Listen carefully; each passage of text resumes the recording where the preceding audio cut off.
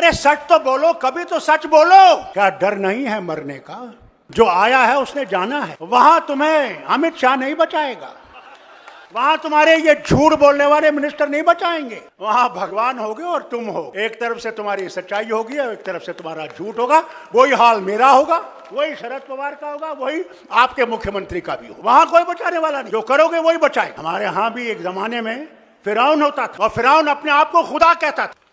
अरे कुदरत से डरो, कभी तुम्हारा भी हशर ये ना हो जाए कि तुम सारे चीजों को लेकर उसी दरिया में डूब जाओगे। तो अगर देश बचाना है तो हमें अपने आप को कुर्बान करके इस देश को बचाना है और इस मोदी सरकार को हटाना है कि ये कभी वापस ना आए। मैं इनसे कहता हूं, अगर ये वापस आएंगे तो अल्लाह ही जाने इस मुल्क का क्या होगा, वो खुदा ही जानता है। आपको गुजरात में हराएंगे इस बार, आप लिख के ले लो, लिख के ले लो। आपको ऑपोजिशन इंडिया गठबंधन गुजरात में हराने जा रहा है। किसानों को डराने के लिए लैंड एक्विजिशन बिल जो हम लाए थे, उनकी जमीन की रक्षा करने के लिए, उनको सही कॉम्पनसेशन देने के लिए, उसको आपने खत्म कर दिया। यहां कोशिश की, कर नहीं पाए तो स्टेट्स में खत्म कर दिया। नहीं, कांग्रेस नहीं डरती आपसे, आप कांग्रेस से डरते हो।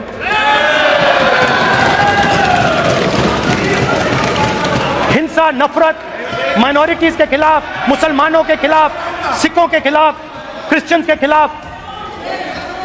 और माइनॉरिटीज ने क्या किया? माइनॉरिटीज ने क्या किया?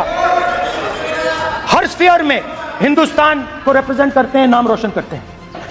प्रधानमंत्री ने बोला है कि मेरा डायरेक्ट कनेक्शन है भगवान के साथ। मैंने नहीं बोला, मगर फिर श्री राम ने आपको दूसरा मैसेज दे दिया अयोध्या में। स्पीकर सर, मैं रिस्पेक्ट कर रहा हूं, ये प्रधानमंत्री के शब्द हैं, मेरे शब्द नहीं हैं। ये प्रधानमंत्री जी ने कहा है, पब्लिक में, मीडिया को कहा है कि मैं बायोलॉजिकल नहीं हूं, मेरा डायरेक्ट कनेक्शन भगवान के साथ है। मैं नहीं बोल रहा हूं, प्रधानमंत्री मोदी जी ने बोला है। भगवान का मैसेज आया होगा, मोदी जी नोटबंदी कर दीजिए, नोटबंदी कर दिया। डायरेक्ट ऊपर से आया मैसेज, ऑर्डर आया खटाक। और अलग अलग ऑर्डर आते हैं। अदानी जी वाला ऑर्डर आता है, बंबई एयरपोर्ट अदानी जी का ऊपर से ऑर्डर आता है, खटाखट खटाखट खटाखट ऑर्डर आते हैं। आज नतीजा यह है कि जो भी करना चाहे करें, हिंदुस्तान के युवाओं को रोजगार नहीं मिल सकता। Job creation backbone is broken, finish, खत्म। कैसे हुआ? अब मैं समझता हूं कि ये अदानी जी, अंबानी जी जैसे लोगों के लिए किया गया।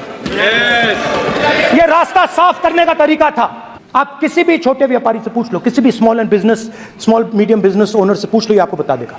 गुजरात में मैं गया, टेक्सटाइल ओनर्स के साथ मेरी बात हुई। मैंने उनसे पूछा